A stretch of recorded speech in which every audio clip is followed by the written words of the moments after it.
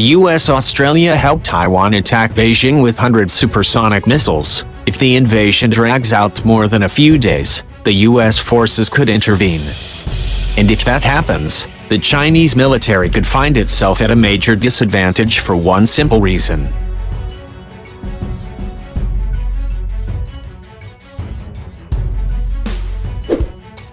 The US Air Force and Navy have tankers and catapults. The Chinese Air Force and Navy don't. Aerial refueling tankers help to extend the range of American fighters, while catapults allow carry-launch the US fighters to take off with full loads of weapons and fuel.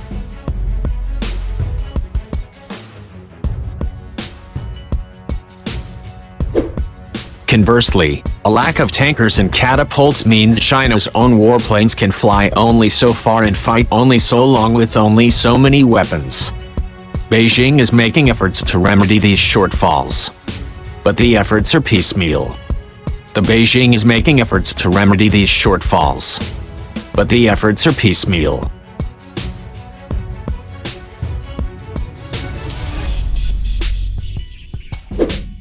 The first major obstacle for the Chinese is Taiwan's garrison on the island of Penghu, halfway between China and Taiwan in the Taiwan Strait.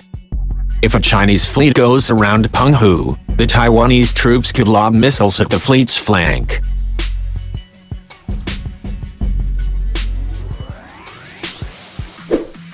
If Beijing commits to seizing Penghu before striking Taiwan's main island, the fight for Penghu could delay the overall invasion long enough for the US Air Force to reinforce and spin up its air wing at Kadena on Japan's southernmost prefecture, Okinawa.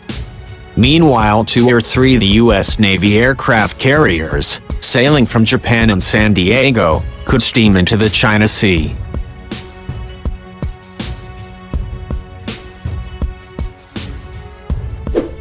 American reinforcements could alter the rhythm of the battle. Chinese forces might find themselves on the defensive. And Chinese fighters flying from land bases along China's coast as well as from the People's Liberation Army Navy's 2 ski-jump aircraft carriers would suffer range and endurance constraints compared to their American rivals.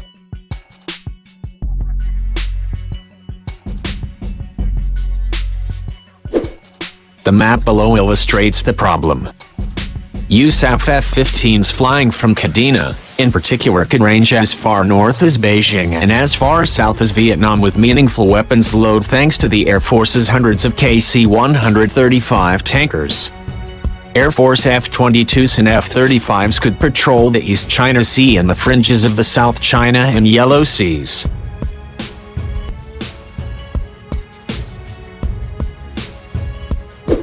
Chinese fighters, by contrast, would struggle to fly farther east than Luzon, the northernmost island of the Philippines. Beijing's island outposts could help extend the range of the few planes those outposts could support, but the main force of fighters, flying from land, would have essentially no aerial refueling support. The People's Liberation Army Air Force possesses just 3 IL-78 tankers and potentially 10 or so tanker conversions of the H-6 medium bomber.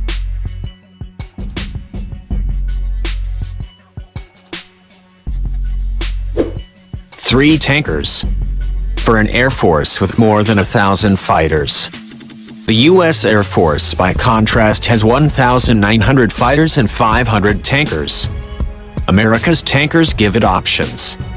Deploying tankers just behind the line of battle would allow fighters to fly slightly farther than normal and remain in the fight longer. A chain of tankers could project a small force of fighters potentially 2,000 miles.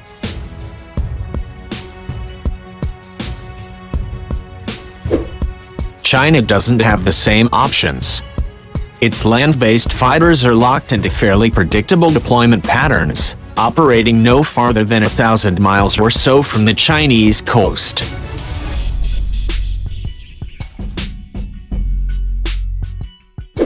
Disparity is even greater at sea.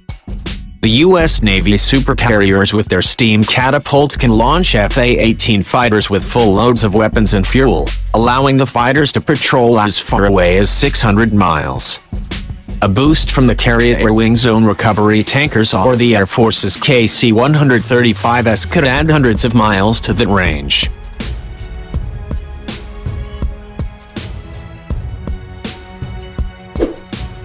The Chinese Navy's two carriers don't have catapults.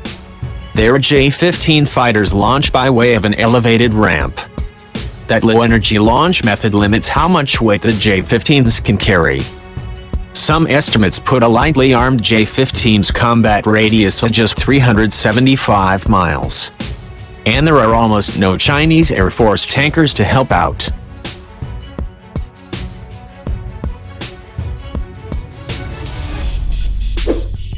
The upshot is that American air power in the Western Pacific can range farther and deploy in more unpredictable ways than Chinese air power can do. There are things Beijing can do to mitigate its aerial disadvantage. It can bombard Kadena with ballistic missiles. It can target the Americans' carriers.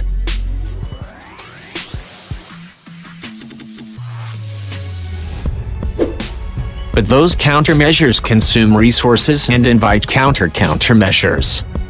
Lob ballistic missiles at USS Theodore Roosevelt, and USS Theodore Roosevelt's battle group is likely to toss a few cruise missiles back your way.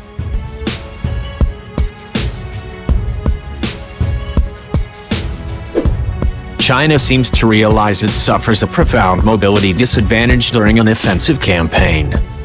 It's not for no reason that the Chinese fleet is installing catapults on its third aircraft carrier, currently under construction in Shanghai.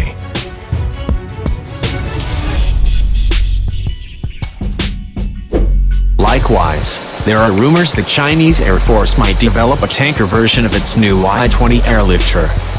But Beijing is playing catch-up and may be losing. By the time the plan has a catapult-equipped carrier, the U.S. Navy will have tanker drones aboard its own carriers.